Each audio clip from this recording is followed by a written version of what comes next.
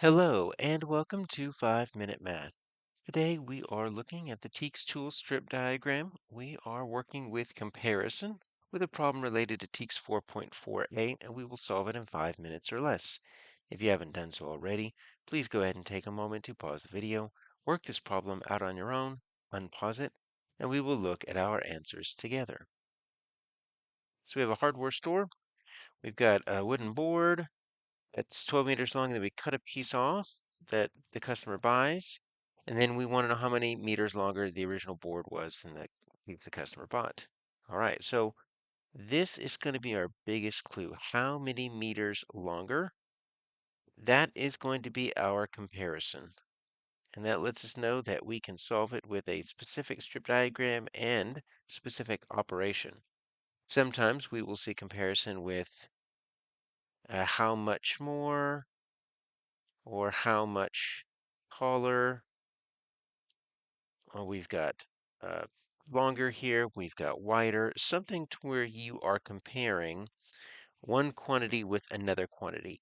So we're going to draw a strip diagram, but it's going to be slightly different than what we would do with a part whole strip diagram or an equal group strip diagram, because we're not combining anything into a total.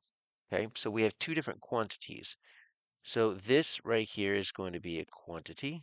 So it's just an amount that's just going to stand on its own. And this right here is a quantity.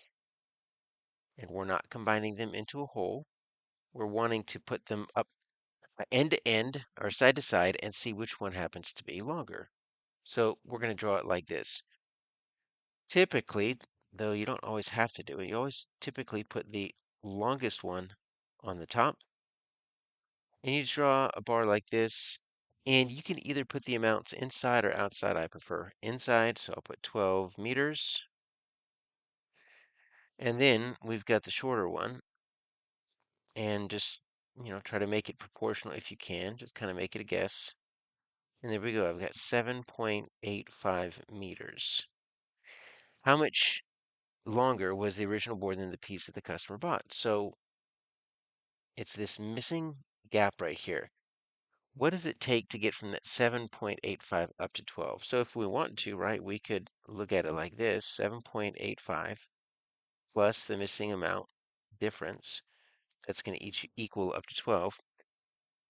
But that in itself is not really going to help you with actually solving it, right? So if we were to think of this as a fact family, right, there's two different addition sentences that we could write, and there's two different subtraction sentences that we can write. And it's this last one I'm going to write. This is the one that we really need. 12 minus 7 and 85 hundredths. That's going to equal our unknown. That last one is going to be what we need to do. And in fourth grade, there's always going to be a trick, especially with the decimals. And so let me show you some scenarios in which it would not work, right? 12 is longer than 7 because we're looking at whole numbers. 12 is longer than 7.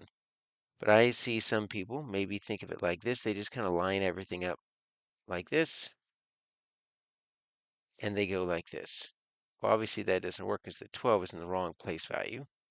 Or if they put the 12 on top, they might say 12 minus 7.85.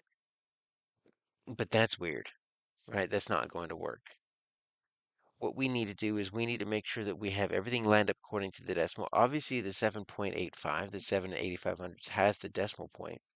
Where does the decimal go after the 12? Well, the 12 has a 2 in the ones place, and the decimal always goes after the ones place. So you need to be able to write 12 as 12.00. Think of it as $12, and then you add the 0.00 cents. If you could do it like that, now we can set up. Now we're going to have to regroup.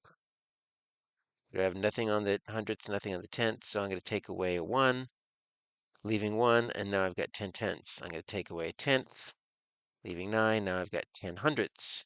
That's going to be 5. That's 1. 11 minus 7 is going to be 4. So we've got 4 and 15 hundredths. If you wanted to add that back in to 7 85 hundredths, you would get back up to 12. And so our answer is C.